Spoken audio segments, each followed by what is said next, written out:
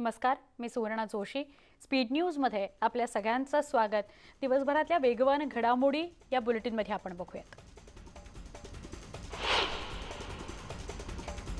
2 दिवसांमध्ये केंद्रीय मंत्रिमंडळाचा विस्तार होण्याची शक्यता वर्तवली जाते. याबाबत बैठकांचं सत्र सुरूच आहे. तसंच हा विस्तार झाला तर राज्यातल्या 2 नेत्यांची केंद्रात वर्णी लागणार असल्याची माहिती सूत्रांनी दिली आहे. भाजपच्या 12 आमदारांचं निलंबन करण्यात आलं आहे. 1 वर्षाकरता भाजप आमदारांना निलंबित करण्यात आलं असून सभागृहात गोंधळ घालून गैरवर्तन केल्यामुळे आमदारांचं निलंबन करण्यात आलं आहे.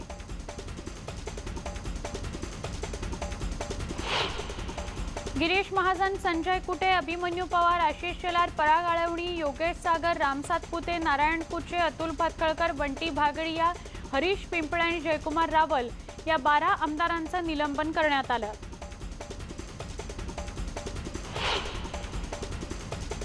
निलंबनाच्या कारवाईनंतर भाजपच्या आमदारांनी कामकाजावर बहिष्कार टाकला आणि सभात्याग केला. त्यानंतर विधिमंडळ परिसरामध्ये भाजपच्या आमदारांची बैठक झाली. तर संध्याकाळी 6च्या सुमारास भाजप आमदारांनी राज्यपालांची भेट घेत सत्ताधाऱ्यांवर कारवाई करण्याची मागणी केली.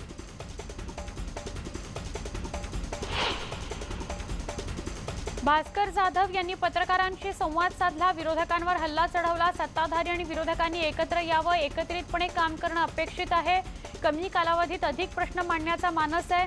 विरोधकांना आधी बोलण्याची संधी दिली, परंतु त्यांनी गोंधळ घातला, शिवीगाळ केली, असं भास्कर जाधव म्हणाले.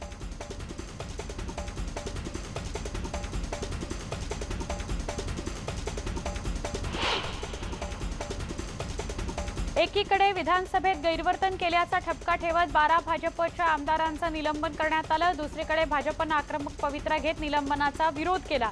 खोटे आरोप करत निलंबन केल्याचा आरोप देवेंद्र फडणवीसांनी केला.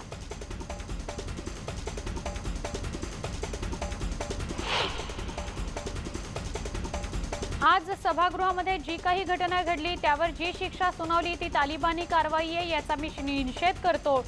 मी किंवा माझ्या कुठल्याही सदस्याने शिवी दिली नाही. उलट जे लोक पुढे गेले त्यांना मी मागे खेचलं, असं आशिष शेलार म्हणाले.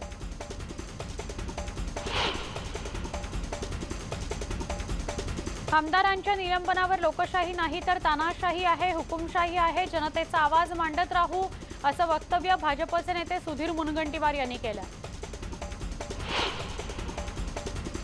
ओबीसी ठरावावर हरकत आम्हाला मांडू दिली जात नव्हती म्हणून आक्रमक झालो, असं भाजपचे आमदार संजय कुटे म्हणाले. धक्काबुक्की फार मोठी नाही. ज्या चुका दिसल्या त्या समोर आणल्या, निलंबित केलं तरी फरक पडत नाही, असं कुटे म्हणाले. आमचा अधिकार आम्ही मांडला. विनाकारण कारवाई करण्यात आली. समाजाचे प्रश्न मांडण्याचं काम आम्ही करतो. आमदारांची संख्या कमी करण्याचा हा प्लान आहे. उद्या त्याची झलक दिसेल, अशी टीका केली राम सातपुते आणि अभिमन्यू पवार यांनी. अध्यक्षपदाची निवडणूक न घेतल्यानं काँग्रेसमध्ये नाराजी असल्याची चर्चा सुरू आहे. मुख्यमंत्री अध्यक्षपदाची निवडणूक घ्यायला तयार नाहीत, त्यामुळे महाविकास आघाडीचे 9 आमदार अधिवेशनात गैरहजर होते. गेले काही दिवसांपासून मीडियापासून दूर असलेले प्रताप सरनाईक अखेर विधानभवन परिसरात अवतरले. कौटुंबिक कारणांमुळे मीडियापासून दूर होतो. विरोधकांनी विनाकारण मला टार्गेट केलं, अशी प्रतिक्रिया प्रताप सरनाईकांनी दिली.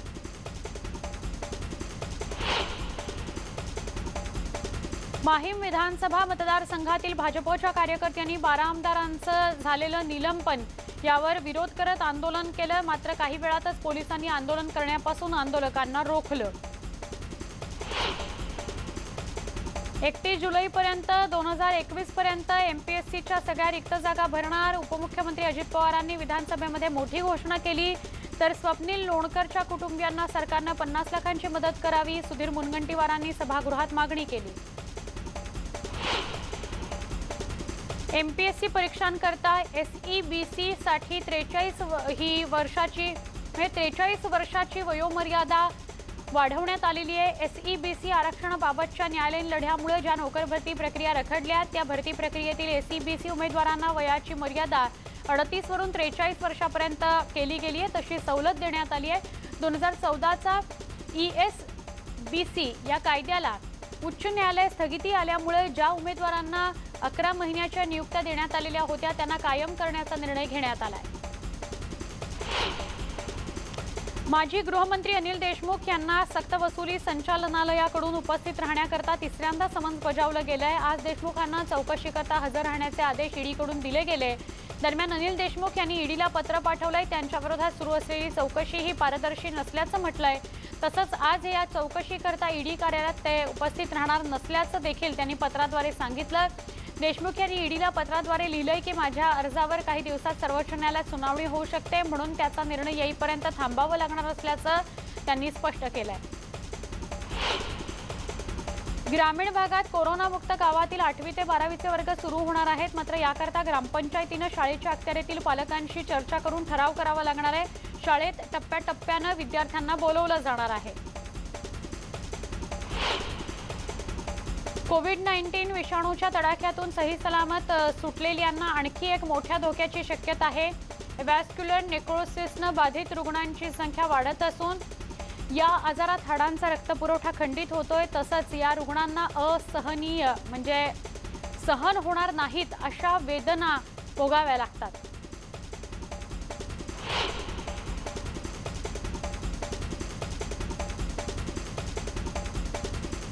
बातमी आहे वसई विरार परिसरातून सरकारनं आता इतर स्वप्नील जाणार नाहीत याची काळजी घेतली पाहिजे। आता इतर स्वप्नील यांना वाचवा आणि विद्यार्थ्यांना आश्वासन नको तर अंमलबजावणी हवी आहे, अशी प्रतिक्रिया आत्महत्या केलेल्या स्वप्नील लोणकरच्या आई वडिलांनी दिली आहे। स्वप्नीलला दुसरा तुकाराम मुंढे व्हायचं होतं। आता इतर विद्यार्थ्यांनी आत्महत्या न करता तुकाराम मुंढे व्हा अशी इच्छा स्वप्नीलच्या आई वडिलांनी व्यक्त केली।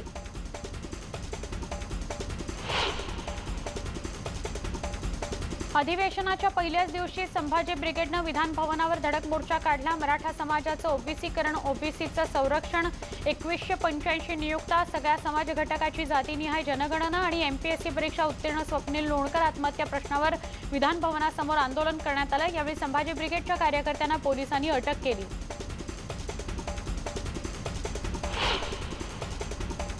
एमपीएससी उत्तीर्ण झालेल्या स्वप्नील लोणकर आत्महत्या प्रकरणानंतर त्याला न्याय मिळावा याकरता मनसेतर्फे धडक मोर्चा काढण्यात आला। नवी मुंबई इथल्या छत्रपती शिवाजी महाराज चौक ते विधान भवन असा धडक मोर्चा मनसेतर्फे काढण्यात आला। सरकारतर्फे लाखो एमपीएससी विद्यार्थ्यांच्या भावना पोहोचवून जाब विचारण्याकरता विधान भवनावर धडक देण्यात येत असल्याचं मनसेतर्फे सांगण्यात आलं। धोकादायक इमारतींच्या प्रश्नावर उपोषण करणाऱ्यांना पोलिसांनी ताब्यात घेतलं। उल्हासनगर शहरामध्ये धोकादायक इमारतींच्या प्रश्नावर आजपासून आमरण उपोषण करण्यात येणार होतं। मात्र हे उपोषण सुरू होण्याच्या आधीच मध्यवर्ती पोलिसांनी उपोषणकर्त्यांना ताब्यात घेत त्यांची रवानगी पोलीस स्टेशनला केली।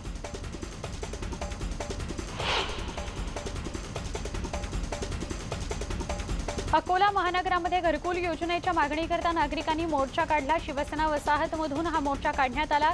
यात महिलांसह पुरुष, लहान मुलं आदी उपस्थित होते। अकोल्यातील महानगरपालिकेमध्ये यावेळी मोर्चेकरी यांनी मनपाच्या प्रवेशद्वाराचं कुलूप तोडून आत प्रवेश केला।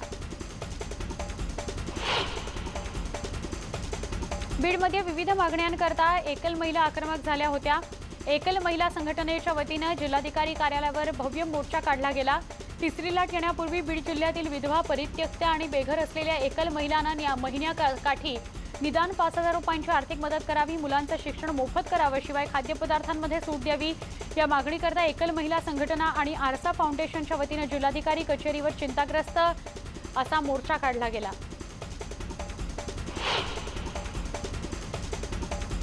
मराठा आरक्षणाकरता जलसमाधी आंदोलन करण्याचा इशारा अखिल भारतीय छावा संघटनेचे अध्यक्ष नानासाहेब जावळे पाटील यांनी दिला होता।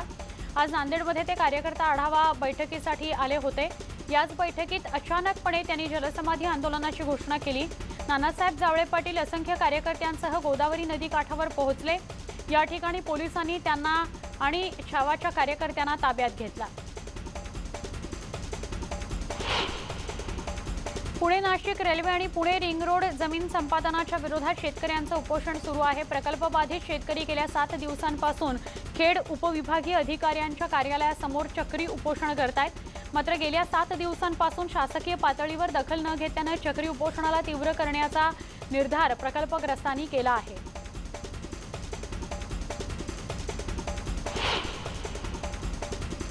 स्पीड न्यूज मध्ये एक छोटासा ब्रेक, लगेच भेटूया अजून काही बातम्यांसह। पहा फक्त न्यूज 18 लोकमत।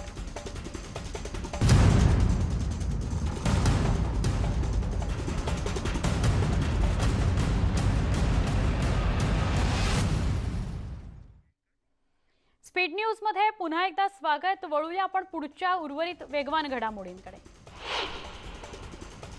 वारकरी संप्रदायाचे बंडातात्या कराडकर यांना स्थानबद्ध करून नजरकैद करण्यात आल्याचे पडसाद नांदगावात उमटले। संतप्त झालेल्या वारकरी मंडळींनी टाळ मृदुंगाच्या गजरात तहसील कार्यालयावर मोर्चा काढला। राज्य सरकारचा निषेध करत तहसीलदारांना निवेदन देण्यात आले। त्यात बंडातात्या कराडकर हे वारकरी संप्रदायाचे श्रद्धास्थान असून त्यांना अपमानास्पद वागणूक देण्यात आल्यामुळे आमच्या भावना दुखावल्या आहेत। शासनाने तातडीने तात्यांना नजरकैदेतून मुक्त करावे अशी मागणी करण्यात आली। नालासोपाऱ्यातील वसई विरार महानगरपालिकेच्या संबळपाडा स्मशानभूमीमध्ये मरणानंतरही यातना दिसून आल्या। याचं कारण असं की सरणावर छप्पर नसल्याने भर पावसात प्रेतावर पत्रे पकडून अंत्यसंस्कार करावे लागले। त्यामुळे नागरिकांमध्ये तीव्र संताप नोंदवला गेला। मनसेने आंदोलन छेडण्याचा इशारा दिला आहे। चंद्रपूर जिल्ह्यात दारू विक्रीला अखेर सुरुवात झाली। जिल्ह्यातील उत्पादन शुल्क विभागाने 100हून अधिक मद्य विक्री परवाने नियमित केले। संपूर्ण जिल्ह्यामध्ये देशी विदेशी दारू व बार रेस्टॉरंट्स यातून दारू विक्रीला सुरुवात झाली। जिल्ह्यातील विविध भागातून दारू दुकानांवर मोठी गर्दी बघायला मिळाली। धुळे जिल्ह्यातील शिरपूर तालुक्यातल्या जैतपूर या ठिकाणी 13 मोरांच्या मृत्यूची घटना घडली आहे। पुन्हा 5 मोरांचा मृत्यू झाल्याचा समोर आला आहे। जैतपूर शिवारात आणखी 5 मोरांचा दुर्दैवी मृत्यू झाल्याचा समोर आलाय। गेल्या 5 दिवसात तब्बल 19 मोरांचा मृत्यू झाल्याने खळबळ उडाली आहे।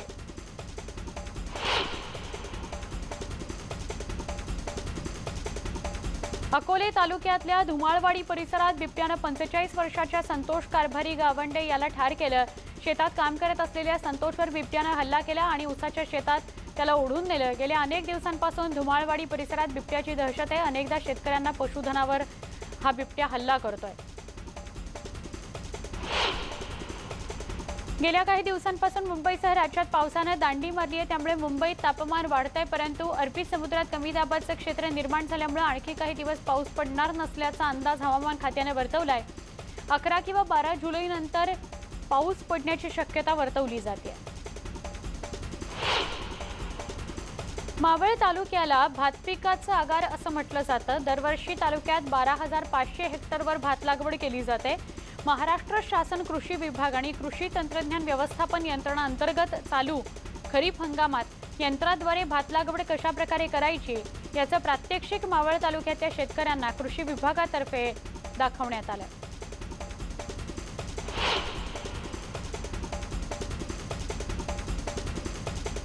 जुन्नर तालुक्यातील आळेगावच्या पिंगळेमळा इथं जखमी अवस्थेत एक शृंगी घुबड आढळलंय।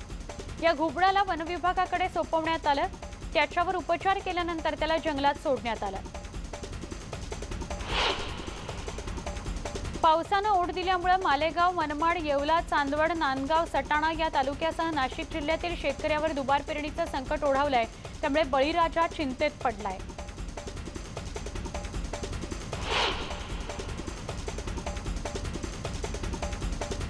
बीड जिल्ह्यामध्ये पावसाने दडी मारल्याने शेतकरी चिंतातूर झालाय। पीकवाढ होण्याचा वेळ पावसाने गेल्या 15 दिवसांपासून खंड दिलाय।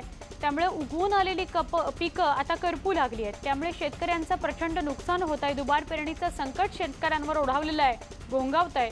तूर, मूग, उडीद, सोयाबीन, कापूस या पिकांच्या उत्पादनावर फटका बसण्याचा अंदाज कृषी विभागाकडून व्यक्त केला जातोय।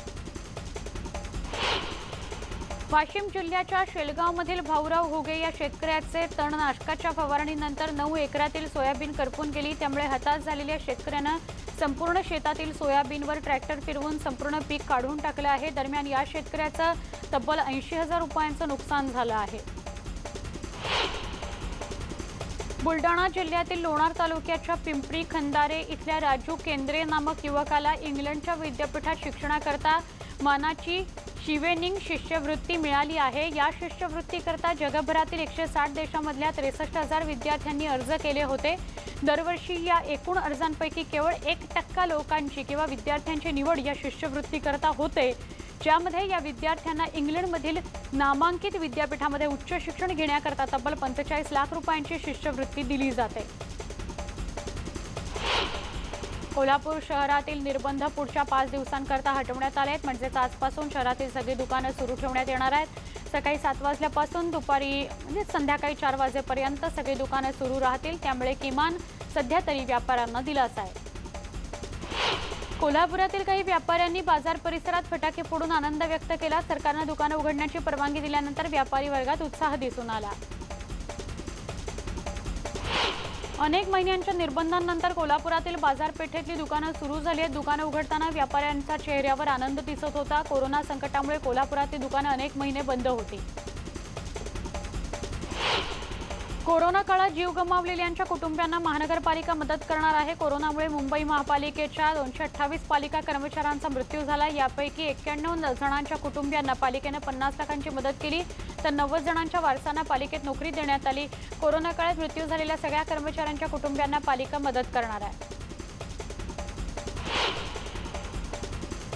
फोनवरून शिवीगाळ का केली याचा जाब विचारण्याकरता गेलेल्या 2 तरुणांची 8 जणांनी मिळून हत्या केली। ही धक्कादायक घटना दौंड तालुक्यातल्या पाटस ठिकाणी घडलेली आहे। रविवारी रात्री 10 वाजण्याच्या सुमारास हा सगळा प्रकार समोर आला। शिवम संतोष चितकल आणि गणेश रमेश माखर हत्या झालेल्या तरुणांची नावे आहेत। या प्रकरणी अर्जुन संभाजी माखर याने यवत पोलीस स्टेशनमध्ये तक्रार दाखल केली आहे। दरम्यान 8 जणांविरुद्ध खुनाचा गुन्हा दाखल झाला आहे। रेल्वेच्या बंद क्वार्टर्समध्ये मूकबधीर तरुणीवर बलात्कार केल्याची धक्कादायक घटना घडली आहे। महत्त्वाचं म्हणजे 48 तास उलटूनही आरोपी मोकाट आहे। या प्रकरणी महात्मा फुले पोलीस ठाण्यात गुन्हा दाखल करण्यात आला आहे। आरोपीला पकडण्याकरता विविध पथकं तयार करण्यात आली आहेत। आरोपी पोलिसांच्या अजूनही हाती लागलेला नाही।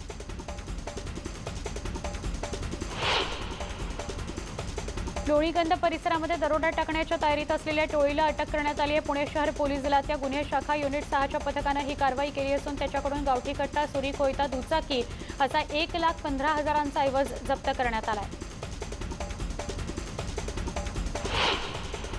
गडचिरोली जिल्ह्यातील आलापल्लीमध्ये पोलीस हवालदाराची हत्या झाली आहे। जगन्नाथ सिडाम असं या पोलीस हवालदाराचं नाव आहे। भामरागड तालुक्यातील धोडराज या ठिकाणी ते कार्यरत होते। हत्येचं कारण समजू शकलेलं नाही। हल्ला करणारा हवालदाराचा कोणी शत्रू किंवा माओवादी समर्थक आहे का याचा पोलीस शोध घेत आहेत। मुंबई नार्कोटिक्स कंट्रोल ब्युरोने मोठी कारवाई केली आहे। पायधुनी भागातून चिकू पठाणच्या जवळचा मानला जाणारा सोनू पठाण याला अटक करण्यात आली आहे। महत्त्वाचं म्हणजे डोंगरीची लेडी डॉन म्हणून ओळख असलेले इकरा कुरेशी हिचा सोनू पठाण हा बॉस आहे। ड्रग्ज बाळगल्याच्या गुन्ह्याखाली त्याला अटक करण्यात आली आहे।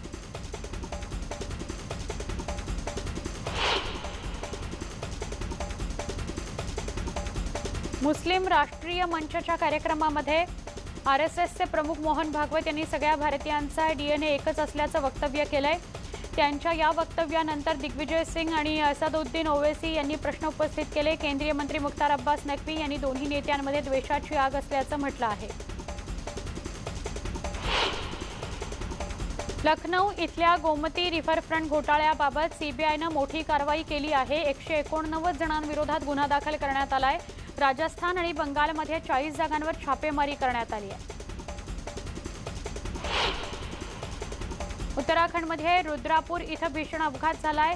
भरधाव ट्रकनं दुचाकीला उडवलं। या ट्रक चालकाला पोलिसांनी ताब्यात घेतलं असून अधिक तपास ते करत आहेत। जपानची राजधानी टोकियो जवळच्या अटामी शहरात भूस्खलन झालं। मुसळधार पावसामुळे भूस्खलन होऊन अनेक घरं वाहून गेली। या दुर्घटनेत 2 जण ठार, 20 जण बेपत्ता झाले आहेत। मुसळधार पावसामुळे शोधकार्यात अडथळे सुद्धा निर्माण होत आहेत। भूस्खलनामध्ये अनेक कार आणि घरांचं नुकसान झालंय। बचाव कार्यात सन्नद्ध दलाची मदत घेतली जाते। या भूस्खलनाचा भयंकर व्हिडिओ सोशल मीडियावर व्हायरल झालाय। यामध्ये डोंगरावरून मोठ्या वेगाने येणारा चिखल मिश्रित पाण्याचा ओढा पाहून अनेक जण जीव मुठीत घेऊन सैरावरा पळत होते। अचानक आलेल्या या पाण्याच्या प्रवाहात काही गाड्याही वाहून गेलेल्या आहेत। भारतीय संघाचा फिरकीपटू हरभजन सिंग गेल्या काही दिवसांपासून आगामी चित्रपटाच्या चित्रीकरणामध्ये व्यग्र आहे। तो लवकरच फ्रेंडशिप या चित्रपटातून अभिनय क्षेत्रात पदार्पण करतो आहे। काही दिवसांपूर्वी या चित्रपटाचा टीझर शेअर करण्यात आला होता। या चित्रपटाचं नवं पोस्टर शेअर करण्यात आलेलं आहे।